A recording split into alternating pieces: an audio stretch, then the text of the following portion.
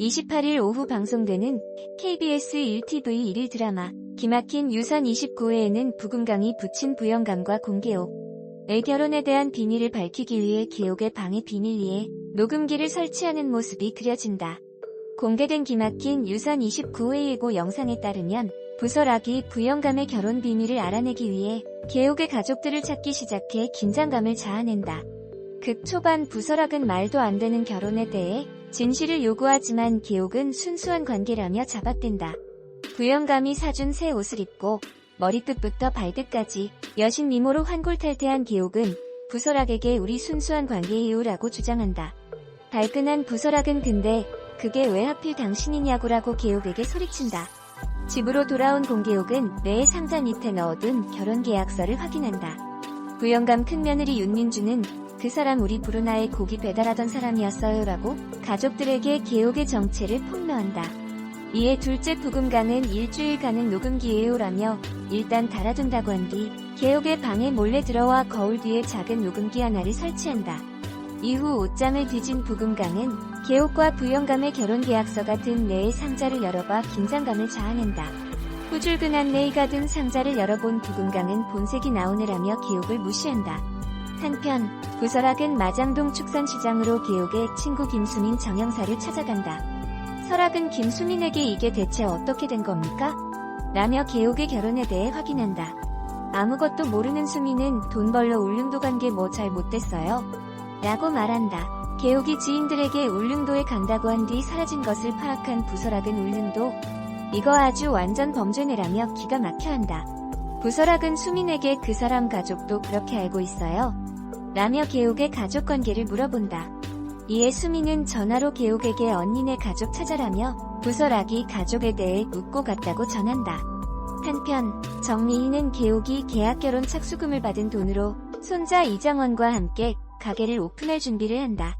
부설학과 형제들이 공계옥의 정체를 파악하는데 혈안이 돼 심장 쫄깃한 전개가 그려지는 기막힌 유산은 평일 오후 8시 30분에 방송된다. 강세정이 박인원의 도움으로 한껏 꾸미고 신정인을 만났다. 27일 방송된 KBS 1일 드라마 기막힌 유산에서는 공계옥이 한껏 꾸미고 부설학을 만난 모습이 전파를 탔다. 이날 부설학이 공계옥을 끌고 가려는 것을 본 부영배가 그거 못 나? 라고 호통쳤다. 이어 공계옥은 부설학을 아빠라고 부르는 부가온의 아빠? 아빠라니 유부남이었어요? 그것도 이렇게 큰 딸을 세상에 나는 그것도 모르고라고 말했다. 이어 부설학은 이 사람이랑 다 같이 이 집에 사실 거예요?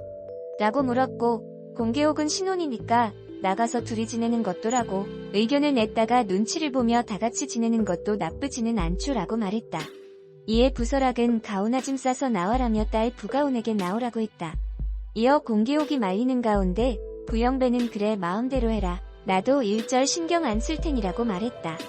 부영배에게 부설학과의 관계를 설명한 공계옥이 근데 손녀딸은 몇 살이에요? 아빠랑 하나도 안 닮았다. 애엄마는 언제 와요? 라고 물었다. 이에 부영배는 시끄러워 그딴 거 없다. 혹시라도 가온이 앞에서 애엄마 얘기는 꺼내지도 말아라라고 단속했다. 이후 딸 부가온을 윤민주에게 맡긴 부설학이 윤민주에게 전화했다. 윤민주는 진짜로 집 나온 거냐라고 물었고 부설학은 어떻게 같이 지내냐? 가온이도 있는데라고 답했다. 이에 윤민주가 그럼 아버님 그 여자랑 둘이 있는 거냐라고 말하자 부설학은 한라한테 가보라고 하겠다. 가온이 좀 부탁하겠다라고 말했다. 다음날 집 거실에서 자고 있는 부설학의 부영배는 너 여기서 뭐하는 거야? 큰 소리 치고 나갈 때는 언제고라고 말했다. 이어 부설학은 공계옥에게 오후에 회사 앞으로 좀 나오지? 라고 말했다. 부영배 가족의 유산에 대해 공부하던 공계옥은 유산을 제대로 나눠주려 위장결혼을 하자고 했던 부영배를 떠올리며 이렇게까지 해서 나눠줘야 할 사연이 있나? 있는 사람들도 참 피곤하겠다라고 말했다. 이어 공계옥은 근데 내가 정말 이런 것까지 알아야 할 이유가 있을까? 마누라인 척만 하면 된다면서요? 라고 물었고 부영배는 마누라 행세만 하고 내 돈 3억 꿀꺽하려고 했냐? 계획이 다 있다라고 답했다. 이후 공계옥이 부영배의 도움으로 한껏 꾸미고 부설학을 찾아갔다. 이에 부설학이 공계옥에게서 눈을 떼지 못했다. 기막힌 유산 신정유는 박인환의 새어머니로 강세정을 소개하자 기함한다. 22일 방송된 KBS 1TV 1일 드라마 기막힌 유산 26회에는 부영배와의 위장 결혼을 결심한 공계옥의 모습이 그려졌다. 앞서 다사다난한 계옥의 힘든 상황을 알아차린 영배가 계약 결혼을 제안하자 단칼에 거절했던 계옥. 하지만 계옥은 자신도 몰랐던 아버지의 이야기에 충격을 받았다. 미희와 재혼한 아버지가 사업 자금으로 재산을 모두 날렸을 뿐만 아니라 거액의 빚까지 지게 됐던 것. 소영으로부터 이 사실을 듣게 된 계옥은 과거 부친 사망 후 수군대는 동네 사람들 속에서 자신을 키우겠다며 안아주던 미희를 떠올리며 눈물을 흘렸다. 이어 계옥은 찜질방이라도 간다며 짐을 싸는 미옥에게 아빠가 엄마 돈 날려버린 거 몰랐다. 엄마 고마워요. 나 안 버리고 키워줘서라며 내가 사기만 안 당했더라도라고 사죄하고 미희는 괜찮다. 소영이 이야기 귀담아 듣지 말라느며 계옥을 안아줬고 두 사람은 함께 울었다.